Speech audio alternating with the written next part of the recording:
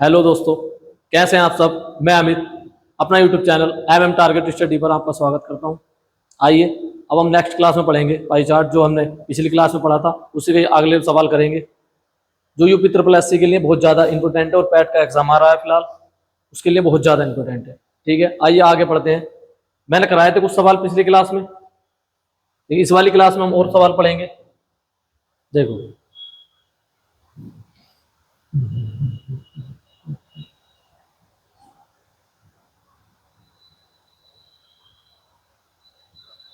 पहला सवाल पहला सवाल ये रहा।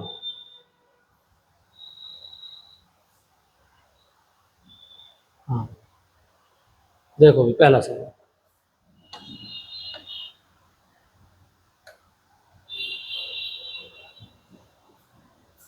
पहले सवाल को पढ़ेंगे।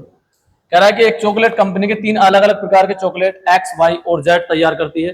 5 वर्षों की अवधि में एक्स, वाई और जेड का उत्पादन बराबर ग्राफ में व्यक्त किया गया है। 2017-2018 में जेड का कुल उत्पादन 2020 और 2021 में एक्स के कुल उत्पादन का कितना प्रतिशत है। तो अब हम ये देखेंगे, उसने कहा है कि 2017-2018 में जेड का उत्पादन, जेड का कौन सा उत्पादन है। जेड का रहा ये वाला 2017 और 2018, 2017 में ये रहा और 2018 में ये रहा। ठीक है, इसका उत्पादन 2020 और 2021 में एक्स के उत्पादन का कुल कितना प्रतिशत है। जेड का उत्पादन कितना है, जेड का उत्पादन ऐड करेंगे 50,579, 50,579 प्लस 44,456, 44,456, ये जेड का। करा 2020 और 2021 में एक्स का, ये एक्स का कौन सा, ये रहा 2020 और 2021, 2020 ये रहा, 2021 ये रहा। इसको ऐड करेंगे और 2021 का ऐड करेंगे, 1,75,128। अब एक्स का जोड़ेंगे 1,75,128 प्लस 1,57,279, 1,57,279, इसको ऐड करेंगे। इसको ऐड करा, ये कितना हो गया, इसको ऐड करेंगे 9 6 15, 7 5 12 और 1 13, 4 और 5 9, 9 और 1 10 का 0, कैरी 1, 4 और 0 4 और 1 5, 5 4 9, कितना हो गया भाई 95,035, इसको ऐड करेंगे अब 8 9 17, 7 7 और 2 9, 9 और 1 10, 2 और 1 3 और 1 4, 7 5 12, 12 का 2, 5 7 5 12 और 1 13, 2 और 1 3। ठीक है, अब उसने कहा है कि जेड का उत्पादन एक्स के कुल उत्पादन का कितने प्रतिशत है। एक्स का कौन सा है, अब जेड का उत्पादन कितना है 95,035 और एक्स का उत्पादन है 33,24,07 और परसेंटेज के लगा देते हैं 100। जब अब इसको हल करेंगे अभी क्या आएगा, 95,000, 95,035 00 बटे 33,24,07।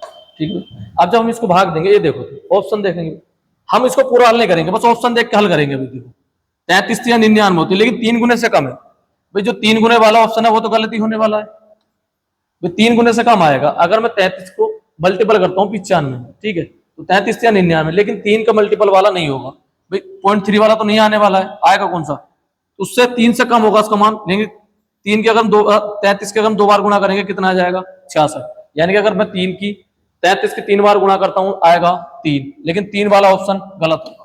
3 वाला कोई सा भी सही नहीं होगा। एक ऑप्शन है 28.59।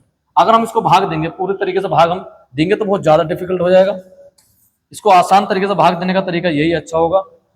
ये कितना है भाई, इकाई दाई सैकड़ा हजार 10,000 लाख 10,00,000, ठीक है, 95 लाख है। और जबकि ये कितना है 33 लाख। जो 95 लाख को 33 लाख से भाग दूंगा कितनी बार जाएगा भाई, 2 बार जाएगा, 3 बार जाएगा तो ज्यादा हो गया, लेकिन 3 वाला ऑप्शन तो गलत है भाई। जो 3 से ऊपर वाले ऑप्शन सारे गलत है, लेकिन एक ही ऑप्शन ऐसा दिख रहा है जो 3 से कम है, वो कौन सा अभी 28.58। और यही क्या होगा इसका आंसर। सवाल को पूरा हल नहीं करेंगे। अगला सवाल देखो, ये सवाल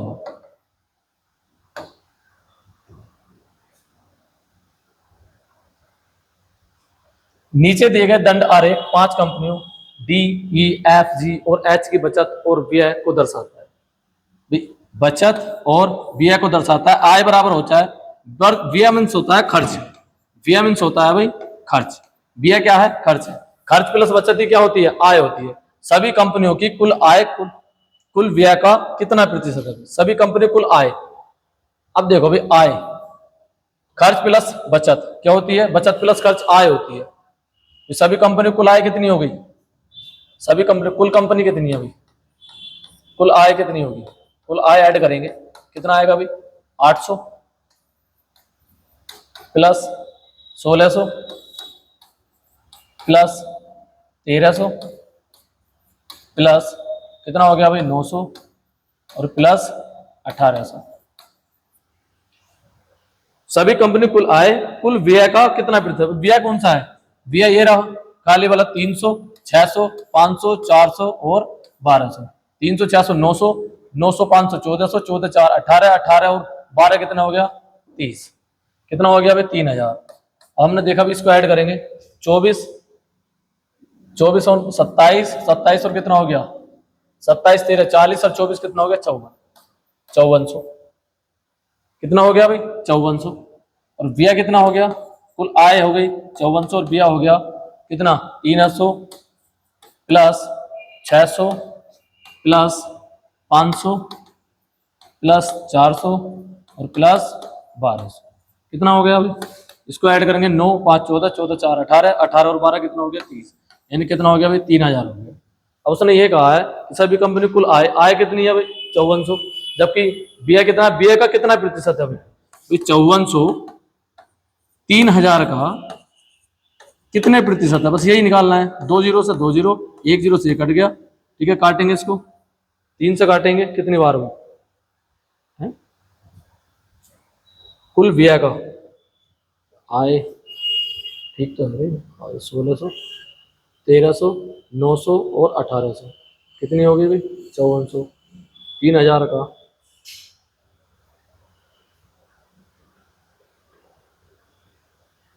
सभी कंपनियों की कुल आय, आय कुल व्यय का कितना प्रतिशत, व्यय कितना है, व्यय 3000, आय कितनी है, कितने बार, ये तो कट रहा है अभी सिंपल 180% आएगा।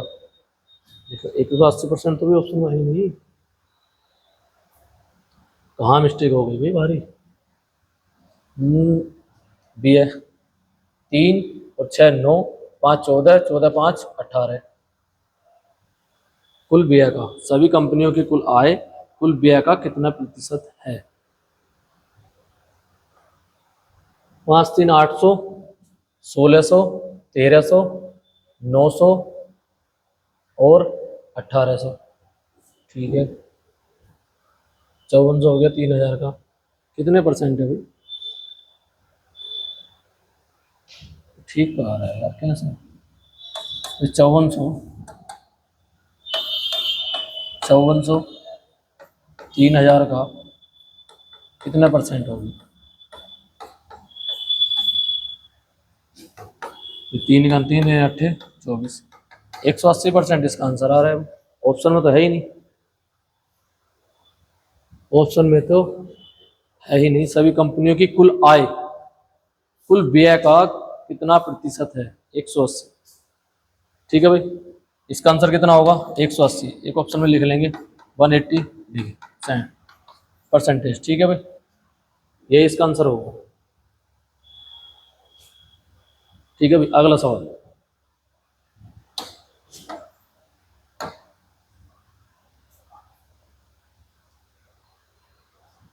देखो निम्नलिखित दंड आरेख में 4 राज्यों केंद्र शासित प्रदेशों के मोबाइल सिम कार्ड धारकों की संख्या दी गई है, आरेख का अध्ययन करें और प्रश्न का उत्तर दें।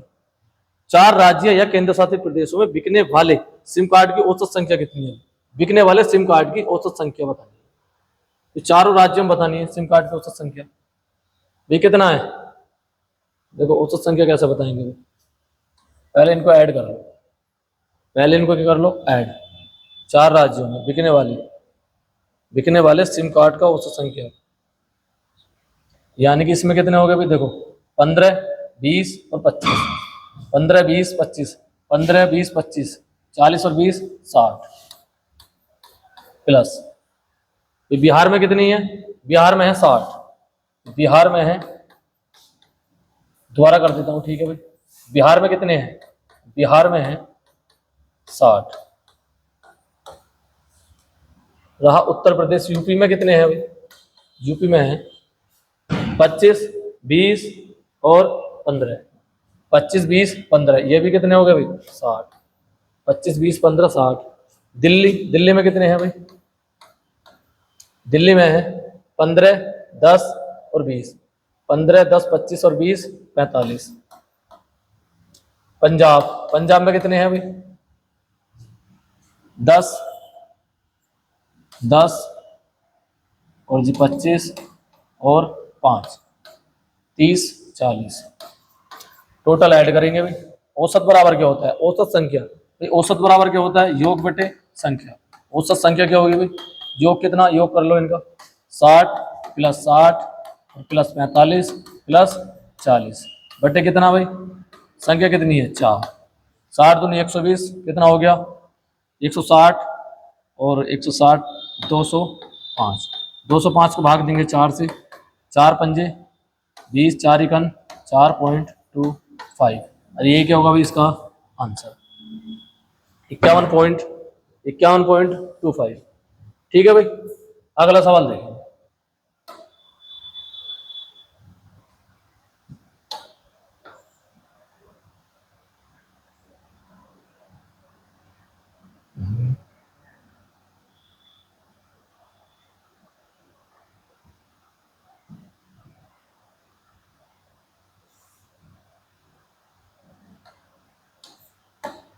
देखो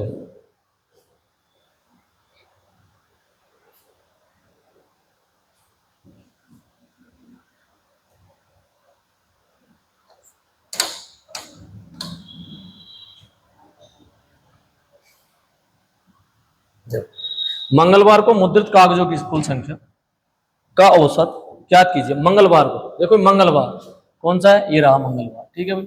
मंगलवार वाला देख लेते हैं, एक तो ये है मंगलवार, एक ये है मंगलवार और एक ये है और एक ये है। तो यहाँ देख लो, यहाँ कितना है मंगलवार, कितने का गैप चल रहा है 2 का, यानी कि 5000 तो कितना होगा 5200। तो यहाँ मंगलवार कितना होगा 5200, 5200। तो मंगलवार कितना है, यहाँ है 5200, लिख देता हूँ, ठीक है। मैं देखो ये है 5200, 5200 ये कितना होगा 42 44 4600, ये कितना होगा भाई, ये रहा मंगलवार 4000 है तो 3800 हो गया, और ये कितना हो गया, ये हो गया 4200, कितना हो गया भाई 4200। अभी बस इसको ऐड करना है, क्या करना है भाई, ऐड 4600 प्लस 3800 और प्लस 4200, ठीक है भाई। और बटे औसत संख्या बतानी है, संख्या कितनी 4, ठीक है। ऐड कर लो इसको, ये 80 हो गया, 80 इसको जोड़ेंगे 2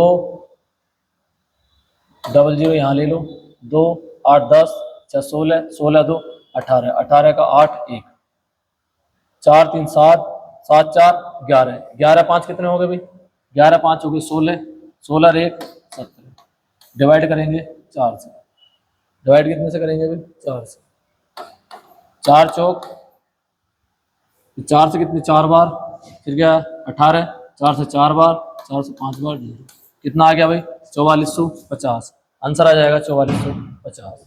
ठीक है भाई, अगला देखो, इससे अगला देखो भी सवाल।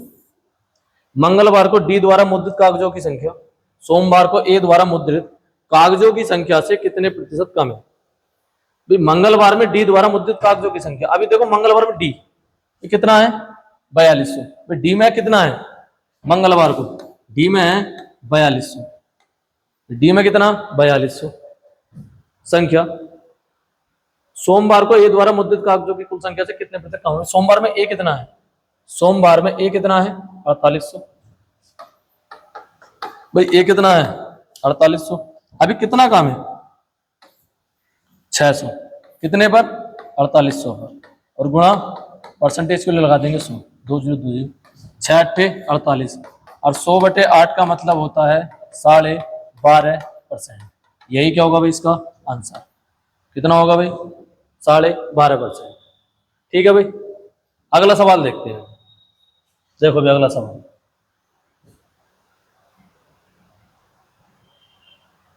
देखो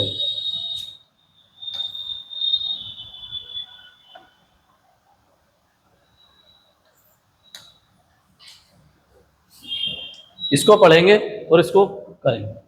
सवाल क्या कहता है, मंगलवार को डी द्वारा मुद्रित कागजों की संख्या सोमवार के ए द्वारा मुद्रित कागजों की संख्या से ये हो गया। इसका आंसर कितना आ गया भाई, इसका आंसर आ गया 12.5%। कितना आ गया भाई 12.5%। दिए गए दिनों में मशीन ए और मशीन बी द्वारा मुद्रित कागजों की कुल संख्या के बीच अनुपात कितना है। कुल संख्या के बीच अनुपात बताना है। देखो ए और बी डी, ए और डी, मशीन ए और डी द्वारा कुल कागजों की संख्या। अभी देखेंगे भी, देखो ए और डी, हमें अनुपात किसका बताना है, ए और डी का। ए और डी का, ए में कितना है, ये तो 5000 है, ये कितना 5000, अगर ये कितना का, ये कितना है 4200, और ए में कितना है, ए में है कितना भाई 3800, सॉरी 4800, और ये कितना है 5200।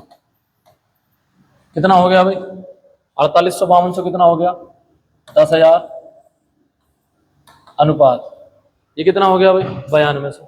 कितना हो गया भाई 9200। काटेंगे 2 जीरो से 2 जीरो, 4 से 25 बार, और 4 से कट गया 23 बार, 23 चौक 92। आंसर आ गया 25:23। कितना आ गया भाई आंसर 25:23। ठीक है भाई, समझ में आ रहा है कि नहीं। देखो अगला सवाल देखेंगे, तो एक बार और समझ लो। उसने कहा कि ए द्वारा, ठीक है, ए द्वारा कुल मुद्रित कागजों की संख्या का डी से अनुपात बताना है। डी द्वारा कुल मुद्रित कागजों की संख्या, भाई डी में मैंने देखा सोमवार को कितने, अच्छा ए में सोमवार को कितने हैं 4800, और जबकि मंगलवार को कितने हैं 5200, तो दोनों कितना हो गया भाई 5000 10,000। डी में कितना है, ए में सोमवार में कितना है 5000, और मंगलवार में कितना है 4200। कितना हो गया भाई 9200। ठीक है, चाहो तो इसको जोड़ लो, ये कितना 4800 प्लस 5200, और अनुपात कितना भाई 5000 प्लस 4200, और इन्हीं का क्या निकालना है अनुपात, कितना आ जाएगा आंसर 25:23। देखो अगला सवाल, आंसर कितना होगा भाई इसका 25:23। 25:23। दिए गए दिनों में मशीन बी और मशीन सी द्वारा मुद्रित कागजों की संख्या, कागजों की कुल संख्या के बीच अंतर ज्ञात करना है। किसके द्वारा भाई, बी और सी, बी और सी में कुछ कागजों की, मुद्रित कागजों की संख्या का अंतर निकालना है, बी और सी में। अब देखो बी में कितना है, तो बी में कितना है, ये कितना था 4400, ये 4400, तो ये कितना होगा 4600। बी और सी में कितना है, इसी में कितना है 5800, और ये कितना है 2800, 3800।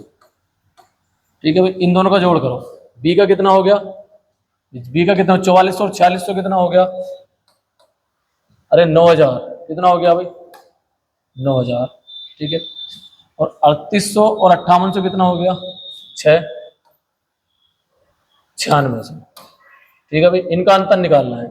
ये है बी में और ये है सी में, इनका अंतर कितना होगा, सी माइनस की बी, डिफरेंस होगा 9600 माइनस 9000, आंसर आ गया 600। यही क्या होगा भाई इसका आंसर होगा। ठीक है भाई, देखो आंसर कितना हो जाएगा 600, आंसर आ गया 600। कितना आ गया भाई आंसर 600। सोमवार को मुद्रित कागजों की कुल संख्या ज्ञात कीजिए। ऐसे ही सवाल आते हैं और ज्यादा टफ सवाल नहीं आते हैं, नॉर्मल सवाल आएंगे, क्योंकि बस थोड़ी सी कैलकुलेशन टफ हो सकती है, सवाल ज्यादा टफ नहीं होगा। सवाल ऐसा ही आएगा यूपी ट्रिपल पैट में, मैंने देख चुका हूं, जहां तक मैंने देखा है क्वेश्चन बस कैलकुलेशन टफ होती है, क्वेश्चन इतना भारी नहीं होता। बस तुम्हें परसेंटेज, रेशियो और एवरेज पता होना चाहिए, सवाल कोई सा भी पाई चार्ट का बन जाता है। ठीक है, बस थोड़ा कैलकुलेशन अपने ठीक रखना। सोमवार को मुद्रित कागजों की कुल संख्या ज्ञात करनी है भाई, सोमवार को। अभी देखो सोमवार में बताओ कितनी है भाई, सोमवार को मुद्रित कागजों की कुल संख्या बतानी है। तो किसको बतानी है? सोमवार को। सोमवार में देख लो। हाँ भाई सोमवार में तो देखना है। सोमवार वाला ये रहा, तो इसको देख लो। ये कितना है? 4800। ये कितना है? बी में कितना है भाई? बी में कितना है? 4400। और सी में कितना है? 5800। और डी में कितना है? 5000। इसी को तो जोड़ना है अभी, इसी को तो जोड़ना है। सोमवार में बतानी है कुल कागजों की मुद्रित संख्या। 4800 प्लस 4400 प्लस 5800 और प्लस 5000। ठीक है भाई, डबल जीरो ले लेंगे। ठीक है, 0 8 4 12, 12 8 20 का 0, कैरी 2, 5 10 4 14, 4 18 और 2 20। कितना आ गया भाई? आंसर आ जाएगा 20,000। आंसर आ गया 20,000। कितना आंसर होगा भाई? 20,000। बहुत आसान क्वेश्चन होते हैं, बस थोड़ा सा कैलकुलेशन पे ध्यान देना है, बस कुछ नहीं करना। तो आंसर कितना होगा? 20,000। आंसर आ जाएगा 20,000। ठीक है भाई, एक मिनट रुको, मैं जरा थोड़ी सी वाइटनेस थोड़ी तेज कर लेता हूँ।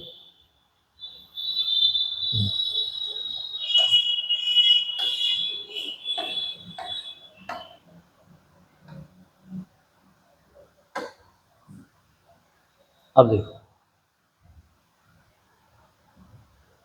देखो भैया, ठीक है भाई, हो गया। अगला सवाल चलते हैं। देखो ये वाला सवाल पढ़ेंगे, सवाल नंबर 7। क्या बताना है? थोड़ा सा इसको बड़ा कर देता हूं। देखो ये कह रहा है, निम्नलिखित रेखा आरेख एक अस्पताल में हर घंटे एक रोगी के शरीर का तापमान दर्शाता है। किस समय रोगियों के शरीर का तापमान सर्वाधिक होता है? भाई किस समय होगा बताओ भाई? सुबह 10 बजे कितना रहा है? 34.5 डिग्री। ठीक है, डिग्री सेल्सियस में। सुबह 11 बजे कितना रहा है? 35 डिग्री सेल्सियस। दोपहर 12 बजे 38 डिग्री सेल्सियस। दोपहर 1 बजे 38.5 डिग्री। दोपहर 2 बजे 34। दोपहर 3 बजे 34। अब बताओ सर्वाधिक कौन सा है अभी? सर्वाधिक कौन सा है इसमें? 38.5। और 38.5 कहां दे रखा है? 38.5। 38.5 कौन से में? 38.5। अरे किस में दे रखा है? दोपहर 1 बजे। दोपहर 1 बजे, ये देखो, दोपहर 1 बजे। दोपहर 1 बजे। ठीक है, तो आंसर कितना हो जाएगा? 1 बजे। ठीक है, दोपहर 1 बजे। देखो भी अगला सवाल देखो।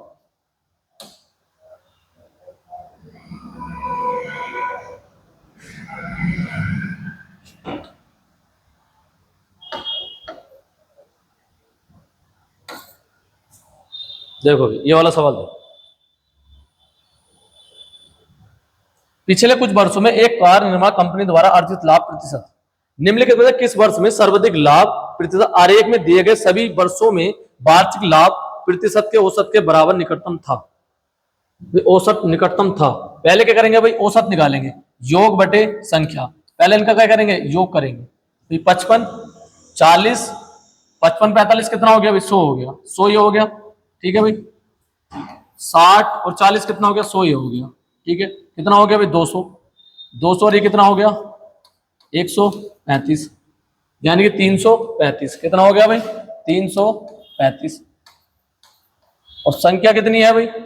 संख्या है 1 2 3 4 5 6। 6 संख्या है। भाग देंगे 6 पंजे 30, 3 5 6 पंजे 30। ठीक है भाई, कितना बचा? 5। पॉइंट लगाएंगे 0, 6 अट्ठे 48। कितना आ रहा है भाई? 55.8 आ रहा है। अब बताओ किसके नजदीक है भाई? 40 के नजदीक है। 40 2007 है। 55 कितना है? 2008 है। तो किसके नजदीक है? 55 के नजदीक है। और वो कौन सा है? 2008। तो आंसर कितना होगा भाई? 2008। ठीक है भाई, 55.8 किसके नजदीक है भाई? 55 के नजदीक है। ना ही 40 के, ना ही 45, ना ही 65, ना ही 70 और ना ही 60। तो आंसर कितना होगा भाई? और 55 किसकी वैल्यू है? 2008 की। तो आंसर कितना हो जाएगा? 2008। ठीक है भाई, अगला सवाल आरआरबी एनटीपीसी 2022 का सवाल है। देखो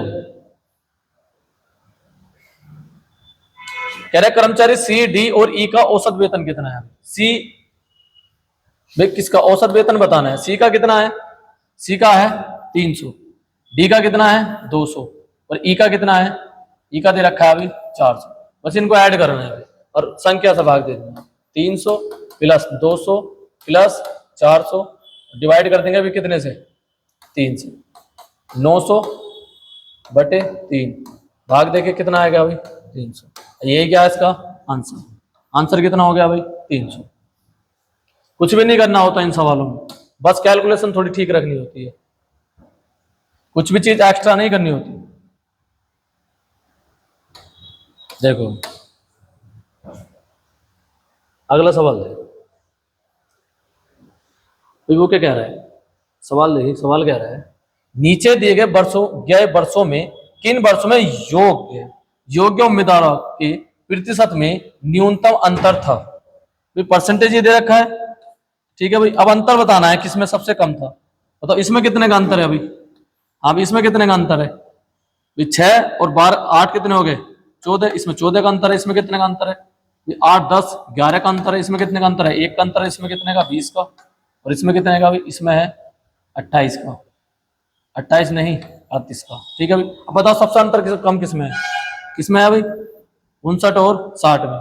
59 और 60 कौन सा है भाई, 59 60 कौन सा है, 59 60 है 3 4, 2003 और 2004, तो आंसर कितना होगा भाई 2003 और 2004। देखो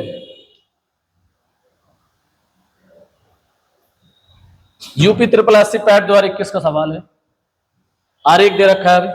कह रहा है कितने छात्रों को भूगोल की तुलना में इतिहास में अधिक अंक मिले, भाई कितनों की तुलना में। देखो अगर अधिक की बात करी है, कितने छात्रों को भूगोल की तुलना में इतिहास में अधिक अंक मिले, तो भूगोल की तुलना में तो नीचे वाला कौन सा मान लेंगे, भूगोल मान लेंगे। कितना मान लेंगे भूगोल, बीच वाली संख्या रहेगी 1, 1 से जो ऊपर है वो अधिक होंगे और जो 1 से नीचे हैं वो क्या होंगे कम होंगे। तो कितने अधिक हैं 1 2 3, तो कितनी संख्या होगी भाई 3 अंक मिले। कितने अंकों को 3, इतिहास में अधिक अंक वाले कितने मिले हैं 3। अगला सवाल निम्नलिखित में से किस छात्र को भूगोल की तुलना में इतिहास में कम अंक मिले हैं, इतिहास में कम मिले हैं, कम कितनों को मिले हैं 1 2 3 4, करने की जरूरत ही नहीं है भाई। देखो इससे कम मिले हैं, कितनों को कम मिले हैं 3 को फालतू मिले, 4 को कितने मिले हैं भाई कम, टोटल कितने हैं 7। तो क्या करेंगे 1 2 3 और 6, ये कौन से नंबर पे 6 पे आता है, ये किस पे आता है, ये 3 पे आता है, ये 2 पे आता है और ये 1 पे आता है। तो 1 2 3 6, 1 2 3 6, ठीक है भाई। छात्र 3 से छात्र 4 तक भूगोल में आंकड़ों की प्रतिशत वृद्धि कितनी हुई, तो 3 से 4 तक, 3 से 4 तक कौन सी वृद्धि है। हाँ भाई मेरा छात्र 3 से छात्र 4 तक भूगोल में तो वृद्धि हो ही नहीं रही है भाई। अगर मैं भूगोल नीचे वाला मानता हूं तो कहां वृद्धि है, 3 से 4 तक। अगर ये भूगोल वाला है तो इसमें कमी हो रही है ना। अगर ये नीचे वाला कौन सा अभी भूगोल है, अगर नीचे वाला भूगोल है, ठीक है भाई, नीचे वाला क्या है भूगोल। देखो भाई इसके सवाल को हम कैसे करें, इसके सवाल को मैप के अकॉर्डिंग नहीं सवाल के अकॉर्डिंग करना है। कैसे करना है भाई, मैप के अकॉर्डिंग नहीं सवाल के अकॉर्डिंग करना है।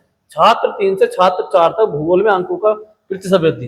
अब भाई हमने क्या कहा, मैंने माना अंकों का भूगोल में प्रतिशत वृद्धि, मैंने माना ऊपर वाला क्या मान रखा है भाई इतिहास, क्या मान रखा है भाई इतिहास, और नीचे वाला क्या है भूगोल, क्या है भाई भूगोल। अब ये बताओ 3 से 4 भाई भूगोल में अंकों में वृद्धि हो रही है कमी हो रही है। अभी 3 से 4 ये वृद्धि है या कमी है, अगर मैं 3 से 4 की तरफ जाता हूं तो वृद्धि होती है, लेकिन ये तो भूगोल है ना, वो इतिहास में कमी हो रही है, ठीक है भाई। तो भूगोल में तो क्या हो रही है कमी हो रही है, तो इसलिए इसका आंसर क्या होगा आंकड़े अपर्याप्त, आंकड़े अपर्याप्त, ठीक है भाई। अगर मैं देखो मानता भी, देखो अगर मैंने माना, अगर मैं इसको मान लेता हूं, ठीक है, मैं इसको भूगोल ना मान के इसको इतिहास मान लेता हूं, मैंने देखा भी कितना इंक्रीज हो रहा है। हाँ भाई देखो कितना इंक्रीज हो रहा है, 0.35 से 125 बन गया भाई, 0.35 से कितना बन गया 1.25 बन गया, ठीक है भाई। सवाल को ग्राफ के अनुसार नहीं और क्वेश्चन के अनुसार लेना है, तो कितना इंक्रीज हुआ है बताओ जरा भाई। अगर मैं देखो कितना इंक्रीज हुआ है, इसमें से घटाऊंगा 0, ठीक है भाई, कितना आ गया 0.90 इंक्रीज हुआ है। और वो कितने पर हुआ है भाई 0.35 और मल्टीपल 100, काटेंगे इसको भी, ठीक है। 5 से कटेगा 18 बार और 5 से कट गया 7 बार, यानी 1800 बटे 7। अगर मैं इसमें इंक्रीजिंग पॉइंट देखूं तो 7 7 से 2 बार, ठीक है, 2 बार भाग गई, बचा कितना 4, 4 0 40, 7 के कितने बार जाएगी 5 बार, 5 0 7 7 49 पॉइंट कुछ परसेंट आएगा। अब बताओ ऐसा क्या ऑप्शन में है ही नहीं। जब ये समझ लो ऑप्शन में नहीं है तो हम इसको नहीं मानेंगे, ठीक है भाई, हम इसको नहीं मानेंगे। अगर मैं इंक्रीज करता हूं देखो इसमें परसेंटेज वृद्धि कितनी आ रही है 257 पॉइंट कुछ परसेंट आएगा, लेकिन वो ऑप्शन में है ही नहीं। अगर वो ऑप्शन में नहीं है तो हम इसका आंसर क्या मानेंगे भी, इसका विपरीत मानना पड़ेगा। तो क्या हो सकता है, आंकड़े अपर्याप्त, तो क्या अब इसका आंसर नहीं निकाला जा सकता, ठीक है भाई। छात्र 4 को भूगोल में 60 अंक मिले तो इतिहास में उसके अंक हैं, देखो इतिहास में उसके अंक हैं कितने हैं अभी ये बताना है। थोड़ा अच्छा सवाल है, कोई नहीं। देखो छात्र 4 को, 4 कौन सा वाला छात्र है, ये रहा, कौन सा रहा भाई, ये रहा, ठीक है भाई। 60 अंक मिले हो किसमें भाई, भूगोल में, किसमें मिले भूगोल, जबकि भूगोल क्वेश्चन मांग में कौन सा तीसरा। अगर मैं चौथे छात्र को 1 मानता हूं, कितना मानता हूं भाई 1 मान, अगर मैं चौथे छात्र को कितना मानूं 1, तो चौथा छात्र कौन सा होगा भाई 1 होगा, 1। और वैल्यू निकालनी कितने की है, 5वां छात्र क्या होगा, तो इतिहास में उसके अंक हैं। यानी कि अगर देखो अगर उसने भूगोल का कॉमन मान रखा है, मैं क्या मानूंगा कॉमन, क्योंकि चौथा ही छात्र पूछ रहा है, मैंने कहा भाई अगर उसका 1 मान लो, अगर उसमें भूगोल में उसका अंक कितना होता है भाई 1 होता, ठीक है भाई। तो इतिहास में ये होगा चौथे छात्र, यानी कि अगर 60 कितने की वैल्यू है भाई 1 की, तो निकालने कितने की है 1.25, ठीक है भाई। 2 0 25 पंजे 125 चौका 100, 4 से काटा 15 बार और 15 पंजे 75, आंसर आ गया भाई 75, ठीक है भाई। आंसर कितना होगा 75 होगा। एक बार फिर समझो, कह रहा है छात्र 4 को भूगोल में 60 अंक मिले हैं तो इतिहास में उसके अंक कितने हैं अभी, तो चौथा जो छात्र है वो तो दोनों में कॉमन है, ठीक है। इसलिए मैंने क्या करा भाई, मैं इनकी कॉमन बीच की संख्या मान लेता हूं। मैंने कहा चौथे छात्र को 1 अंक मिला और 1 अंक की वैल्यू कितनी है अभी 60 है, तो चौथे छात्र को एक्चुअल में अंक कितने मिले हैं 1.25, यानी कि वैल्यू निकालनी किसकी है 1.25 की, कितनी आ गई भाई 75, ठीक है भाई। अगला सवाल देखो, देखो सवाल पढ़ेंगे, सभी विषयों सभी वर्षों में पी और क्यू की कुल जनसंख्या के बीच कितना अंतर है, पी और क्यू, देखो कितना अंतर ही तो निकालना है बस। तो पी पहले पी की जोड़ लेते हैं, पी सर्किल वाली है और चतुर्भुज वाला क्यू है, ठीक है। सर्किल वाले पी ये रहा, पी कौन सा रहा ये रहा पी, ठीक है। जोड़ेंगे 150 150 250 कितना हो गया भाई 400, ठीक है भाई। जोड़ लेते हैं, देखो आसान है जोड़ना, 150 प्लस 250 प्लस कितना भाई 175 प्लस 100 और प्लस 50, ठीक है भाई। ये हो गया पी का, ये किसका हो गया भाई पी का हो गया। अब देखो क्यू का, तो पी का पहला अगर मैंने योग करा पूरा तो कितना आ गया, तो 150 150 350 और 250 कितना हो गया 300 और 200 पे 550, 550 में अगर हम 175 जोड़ते हैं 175, तो 5 2 और 7 कितना आ गया भाई 725, कितना आ गया भाई 725, कितना आएगा 725। अब मैं देखो क्यू का निकालता हूँ, क्यू में कितने हैं, देखो भाई क्यू में कितने हैं, क्यू के ये रहे 300 200 500 500 और ये कितना हो गया भाई 200 700, कितना हो गया भाई 850, कितना हो गया भाई 850, ठीक है। एक बार और जोड़ लो, 300 200 500 और 200 कितना हो गया भाई 700 700 और 150 कितना हो गया 850। इनका डिफरेंस तो बताना है भाई, क्यू माइनस पी का डिफरेंस बताना है बस, क्यू माइनस पी, यानी कि 850 माइनस से 725 घटा लो भाई कितना हो गया 5, ठीक है, और 125, आंसर कितना आ गया भाई 125, आंसर आ गया 125, ठीक है भाई। सभी वर्षों में पी और क्यू का, क्यू की कुल जनसंख्या के बीच कितना अंतर है 125। अगला सवाल, अगला सवाल देखो, अगला सवाल क्या कहता है, यदि परीक्षा 1 और परीक्षा 2 के प्रत्येक के लिए पूर्णांक कितना है भाई 80, परीक्षा 3 के लिए पूर्णांक कितना है भाई 100, तो तीनों परीक्षाओं के प्रदर्शन पर विचार करते हुए ए को सी से कितने प्रतिशत अंक अधिक मिले हैं। अब ये देखेंगे भाई ए को मिले कितने हैं, भाई ए को कितने मिले हैं, तो ए को कितने मिले, ए को मिले हैं 45, 50 और 75। कितना हो गया भाई, ए को कितने अंक मिले, ए को मिले 45, 50 और 45, 50 और 75। तो कितना हो गया 0, 9, 7, 16 और 1, 18। इसको कितने अंक मिले भाई 180।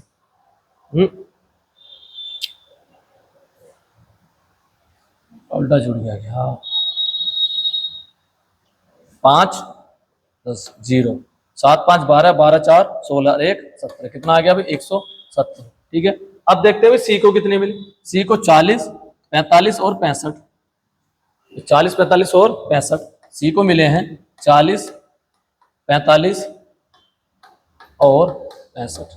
ठीक है भाई, ये कितना हो गया 110, ये कितना हो गया 50, 110 और कितना हो गया भाई 150। इसको कितने मिले 150। कितने अधिक मिले हैं ए को, ए को कितने अधिक मिले हैं 20, ए को अधिक मिले 20। अब पूर्णांक कितना माना है उसने, इसको माना है 80, तो इसको कितना माना है 80 और तीसरे को कितना माना है 100। तो पूर्णांक टोटल कितना हो गया भाई, टोटल पूर्णांक हो गया, हाँ भाई टोटल पूर्णांक कितना हो गया 80 और 80, 160 और 100, 260। ठीक है भाई, कितना हो गया 260 और गुणा परसेंटेज के लिए 100। काटेंगे इसको 13 बार, कट गया। 100/13 का मतलब होता है 7.69%। और ये क्या है इसका आंसर, ये क्या आएगा इसका आंसर। सवाल है RRB group D, RRC group D का। ठीक है भाई, आंसर कितना आ गया 7.69%। अगला सवाल देखो, बहुत आसान प्रश्न होते हैं, ज्यादा टफ प्रश्न नहीं होते हैं। ऐसा कोई सा भी सवाल ऐसा है पाई चार्ट का इस लेवल का नहीं होता है, यहाँ ना बने। ठीक है, नॉर्मल क्वेश्चन होते हैं, बस थोड़ा सा कैलकुलेशन ध्यान देना है और थोड़ा उसके लैंग्वेज पे ध्यान देना है। ठीक है भाई, देखो भाई J1 का मतलब क्या है, सभी महीनों में एल द्वारा बेचे गए कैलकुलेटर की औसत संख्या। भाई सभी महीनों में एल द्वारा बेचे गए कैलकुलेटर की औसत संख्या क्या है भाई J1। मान निकालना किसका है J2/J1। अभी देखो भाई सभी महीनों में एल द्वारा बेचे गए कैलकुलेटर की औसत संख्या कितनी है। एल सर्किल है, एल क्या है सर्किल वाला, ये और ये जोड़ लो इसको जोड़ेंगे कितना आएगा, देखो जोड़ो इसको, कितना आ गया 350 प्लस कितना भाई 340 और प्लस 320 और प्लस 315 और प्लस 305। ठीक है भाई, ये कितना हो गया 620 और 320 कितना हो गया 940, 940 और कितना हो गया भाई 340 कितना हो गया 1280 और 1280 में 300 कितना जोड़ देंगे 1280 में 1280 और 350। ठीक है भाई, कितना आ जाएगा 0, 3, 5, 6, 1630। कितना आ गया भाई 1630। कितना हो गया भाई 1630। ये किसका मान है भाई, यह आ गया J1 का।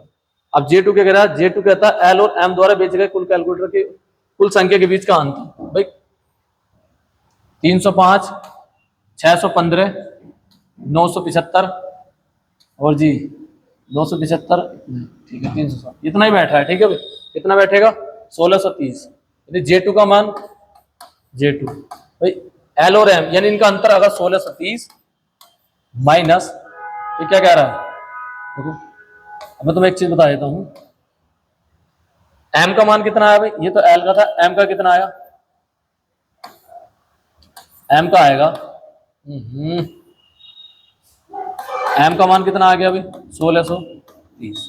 ठीक है भाई, अगर मैं J2 का मान निकालता हूं, J2 क्या है भाई एल और एम के बीच का अंतर, एल माइनस एम, यानी कि एल का मान 1630 और एम का मान कितना है 1630, दोनों का मान कितना आएगा, J2 का मान आ गया 0, J2 का मान कितना आ गया 0, और मान निकालना किसका है भाई J2/J1।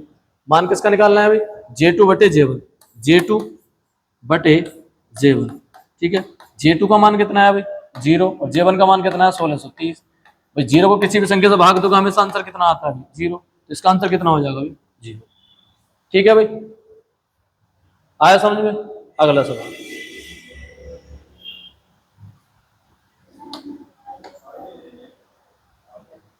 देखो अगला सवाल, अगला सवाल क्या कहता है, ए द्वारा सभी विषयों में प्राप्त अंक बी द्वारा सभी विषयों में प्राप्त अंकों का कितना प्रतिशत है? ए द्वारा, अब सबको जोड़ना है, अभी किनको जोड़ना है? सबको जोड़ लो भाई, ए द्वारा जोड़ लो भाई। ए में कितने हैं? 100, 120, 160, 140 और 60 और 150। ठीक है भाई, कितने कितने जोड़ने हैं? 100। ये भाई ए में, ये किस में है? ए में। 100 प्लस 120 प्लस 160 और प्लस 140 प्लस कितना भाई? 160 और प्लस कितना हो गया? 150। ठीक है भाई, दोनों को जोड़ लेंगे, कितना हो गया? ये हो गया देखो 200। ठीक है भाई, ये कितना हो गया? 200। ठीक है, ये कितना हो गया? 280, 100 और 150। ये कितना हो गया? 150 इसमें जोड़ेंगे। 100, 380, कितना हो गया? 580। 580 और कितना हो गया? 150। 580 और 150 कितना हो गया अभी? 3, 7, 0, 730। कितना हो गया अभी? 730। इसका योग कितना बनेगा? 730। तो ए का मान कितना आ गया अभी? 730। अब क्या कह रहा है अभी?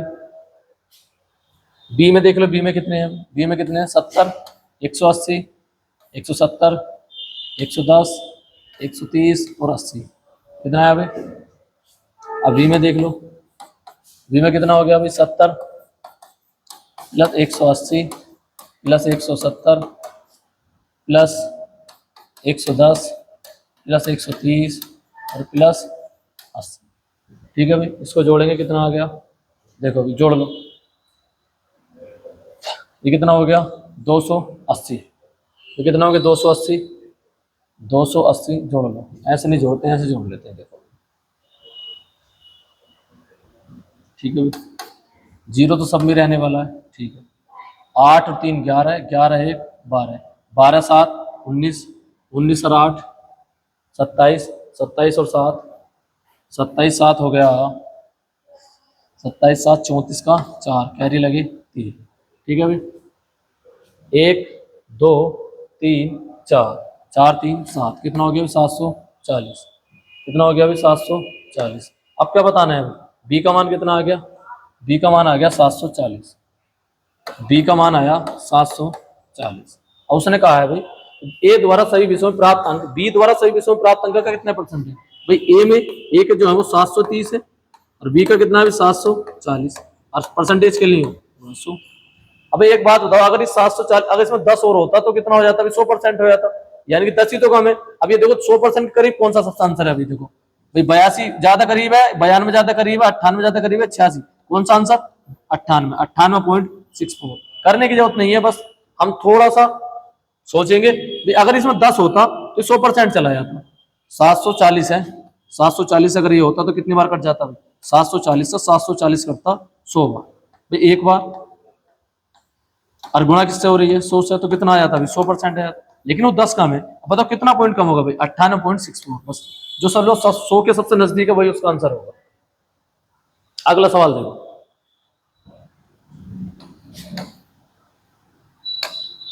देखो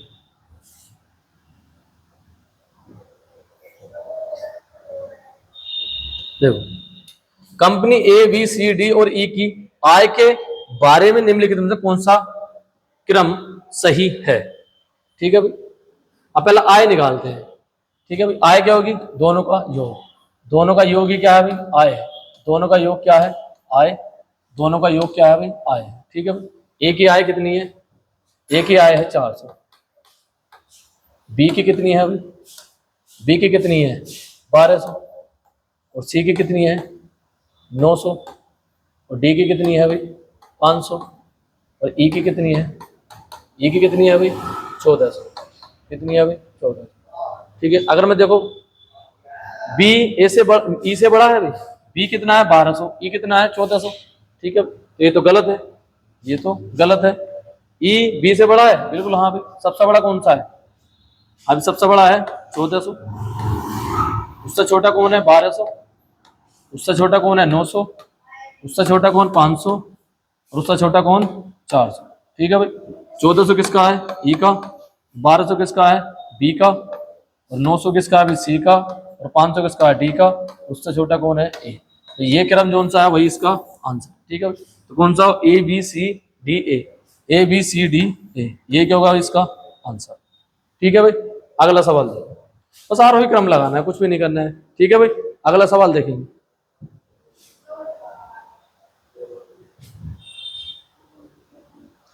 ठीक है भाई।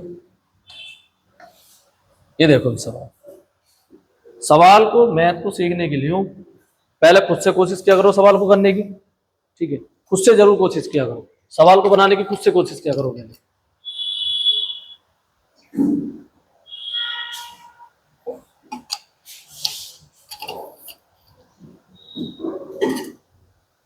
ठीक है भाई। देखो, किस कंपनी में पुरुष और महिला कर्मचारियों की संख्या में सर्वाधिक अंतर मिला है? तो सर्वाधिक अंतर किसमें है? हाँ भाई, ये कौन सी है? महिला कर्मचारी, और ये है पुरुष कर्मचारी। ठीक है भाई। ये कितना, इसमें कितना डिफरेंस है? इसमें कितना डिफरेंस है? 100 का। ठीक है भाई। इसमें कितने का डिफरेंस है? इसमें भी कितने का है? 250 से 350, 100 का। ठीक है भाई। इसमें कितने का डिफरेंस है? इसमें डिफरेंस है कितने का भाई? 50 का। और इसमें कितने का डिफरेंस है? हाँ भाई, 100 से कितना पहुंच गया? 300, यानी कितने का डिफरेंस है? 250 का। अब बताओ सर्वाधिक कौन से में है? सर्वाधिक कौन से में है? डी में। सबसे अधिक डिफरेंस किसमें है? सबसे अधिक अंतर किसमें है? डी में। तो आंसर कौन सा होगा भाई? डी। भाई ए में कितना? 100 का। बी में कितना? 100 का। सी में 50 का। और डी में कितने का? 250 का। तो आंसर कौन सा होगा? 250। ठीक है, आंसर कौन सा होगा? डी। अगला सवाल दो।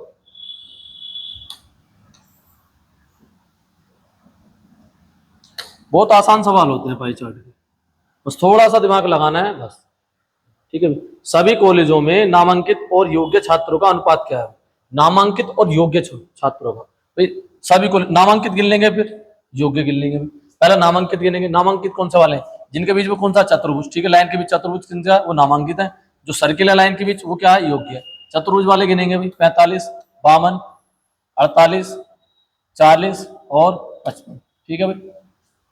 देखो भाई, नामांकित कितने हैं? कौन से भाई? नामांकित। नामांकित कितने हैं? इनको जोड़ेंगे, 45 प्लस 52 और प्लस कितना भाई? 48 प्लस 40 और प्लस 55। ठीक है भाई। 55 45 100 हो गया। 48 52 100, 240। कितना हो गया भाई? 240। ठीक है भाई। योग्य देख लेते हैं अब, योग्य कितने हैं भाई? योग्य कितने होंगे? योग्य गिनेंगे भाई, 38, 40, 42, 32 और 48। ठीक है भाई। 48, 42 और 48 कितना हो गया? 90 हो गया। ठीक है भाई। कितना हो गया? 90। कितना हो गया? 70। 90 70 कितना हो गया? 160। 160 और 40 कितना हो गया? 200। कितना हो गया भाई? 200। अब उसने बस इसका डिफरेंस पूछा है। क्या पूछा है भाई? डिफरेंस। ठीक है भाई। क्या पूछा है? सॉरी, अनुपात पूछा है भाई। कितना पूछा है? अनुपात। अनुपात क्या? 240 अनुपात 200। 0 से 0, 4 छंग 24 और 4 पंजे 20। आंसर आ गया 6:5। आंसर कितना आ गया भाई? 6:5। ठीक है भाई। अगला सवाल देखो,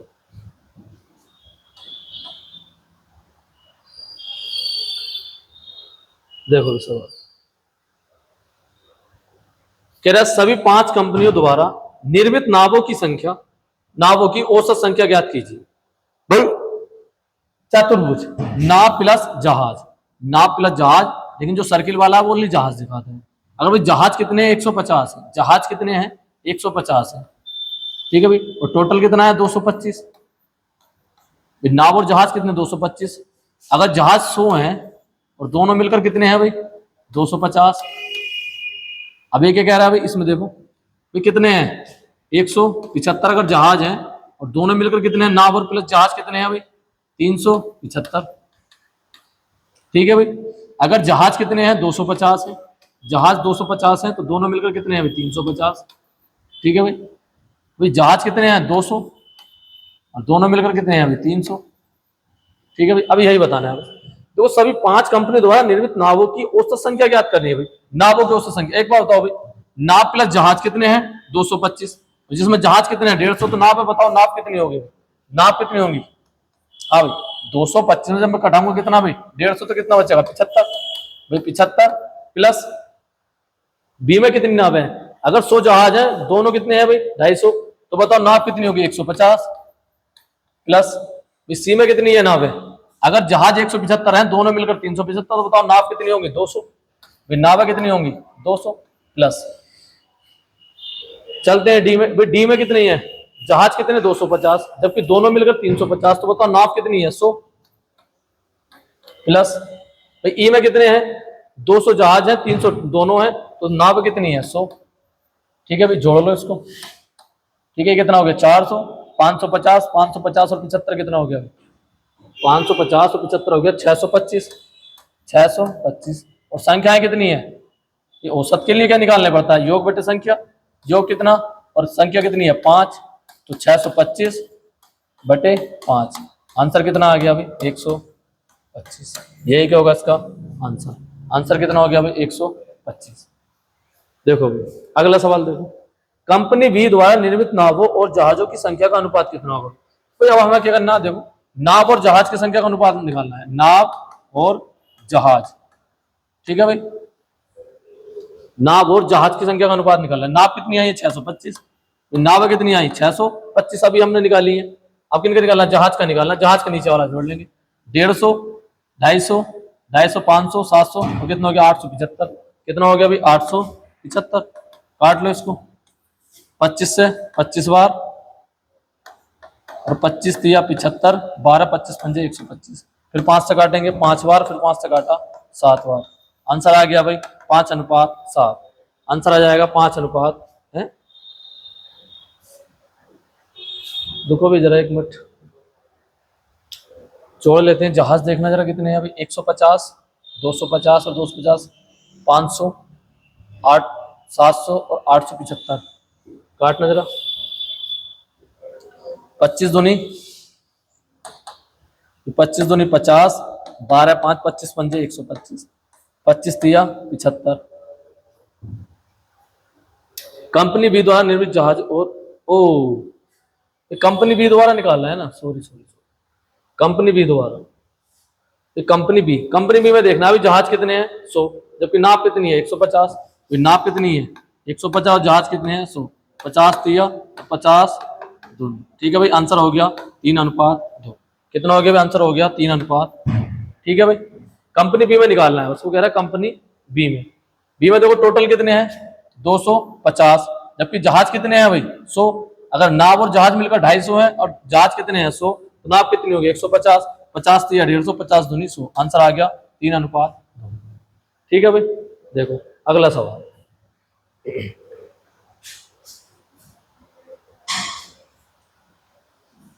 देखो भाई डी और ई द्वारा निर्मित नावों की कुल संख्या ए और बी द्वारा निर्मित नावों की कुल संख्या का कितना प्रतिशत है भाई डी और ई।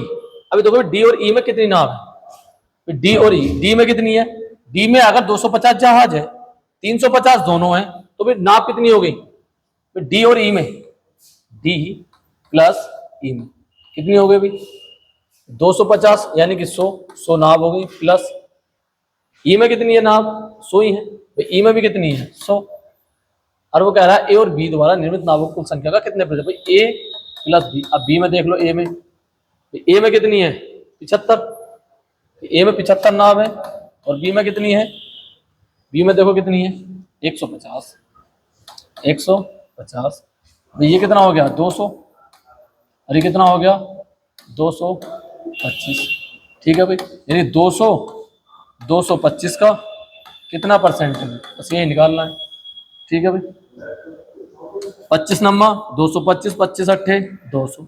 ठीक है भाई, यानी कितना आ गया 800 बटे 9, 9 अट्ठे 72 भाई, 80 में 9 से 8 बार 8098, 8098। ठीक है, कितना आ गया समथिंग में, लगभग बोल देंगे 89%, लगभग कितना भाई 89%, लगभग कितना आ गया 89%, लगभग में आ जाएगा 89%।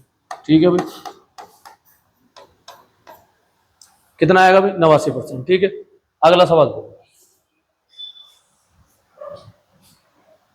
देखो, ई के लिए वर्ष 2022, ई के लिए वर्ष 2022 में नाव प्लस जहाज की कुल संख्या वर्ष 2021 की तुलना में 25% अधिक है।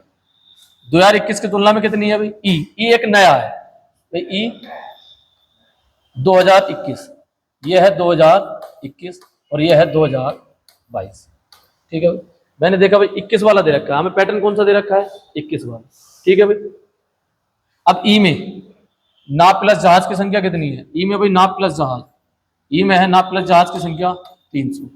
कितनी है भाई? 300। ठीक है, 2022 में 25% अधिक है। अगर इसमें 300 है तो 25% अधिक का मतलब क्या हो गया?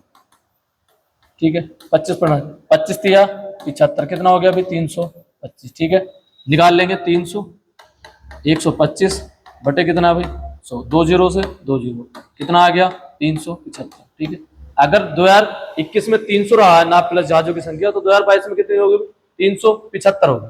कितनी होगी भाई? 375। ठीक है भाई, अब वो कह रहा है और निर्मित जहाजों की कुल संख्या समान थी, तो दोनों वर्षों में कंपनी द्वारा निर्मित नावों की संख्या के बीच अंतर कितना भी? भाई जहाजों की संख्या तो दोनों में समान है। अगर जहाज की संख्या इसमें क्या है में 200 है, अगर 21 में 200 है तो 22 में भी कितनी होगी भाई? 200। भाई अगर इसमें 200 है, इसमें 200 घटाएंगे कितना आ गया भाई? तो नाप कितनी है भाई? अगर जहाज 200 इसमें और 200 ही इसमें है, तो इसमें नाप कितनी होगी? 175, और इसमें नाप कितनी बची है? 100। तो बताओ इनका अंतर कितना होगा? 75। अरे यही क्या होगा इसका आंसर? यही क्या होगा इसका आंसर? ठीक है भाई, आया समझ में?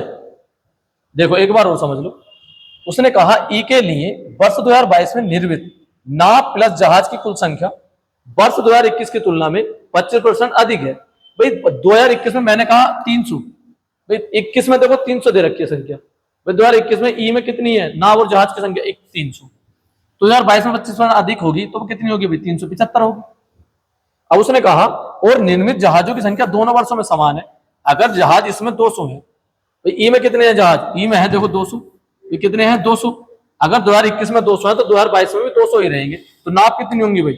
नाव होगी इसमें 100, तो इसमें कितनी होगी नाव? नाव होगी इसमें 175। और बताओ डिफरेंस कितना होगा भाई? 175 जो 100 जाएंगे तो कितना बचेगा? 75। यही क्या है इसका आंसर? ठीक है भाई, देखो भाई अगला सवाल।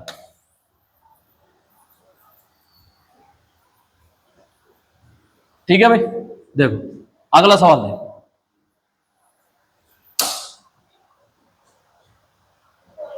नई कंपनी एक्स द्वारा निर्मित नावों की संख्या कंपनी डी द्वारा निर्मित नावों की संख्या से 3 गुना है। भाई ये एक्स नई कंपनी आई है, ये है डी और ये है कंपनी एक्स। अब मैं देखूंगा डी में नावों की संख्या कितनी है। भाई जहाज कितने हैं डी में? 250, और दोनों कितने हैं? 350। तो बताओ नाव कितने होंगे? नाव होंगी 100।